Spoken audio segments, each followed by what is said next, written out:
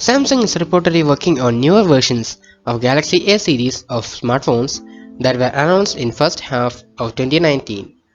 A fresh Geekbench listing SM-A307 Samsung phone has been appeared today.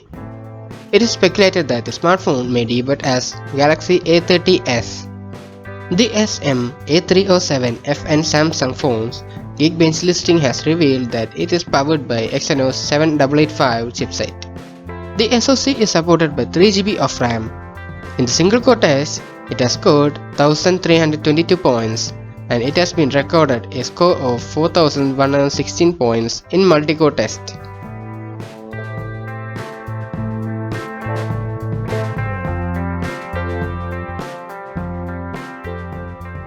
While the core hardware specs of Galaxy A30s are similar to the regular A30 smartphone, the handset may come with an upgrade in other departments such as camera, battery, display or storage.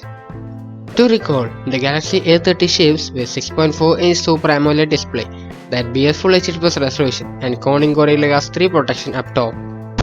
The Samsung Galaxy A30 arrived back in late February with a price tag of $250. The phone received a price cut of $20 in May and is currently available at $225.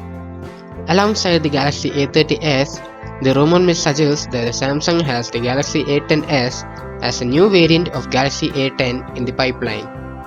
The handset with model number SM-A307FN received a Wi-Fi certification. On the software side of things, the phone will reportedly boot Android 9 Pie out of the box.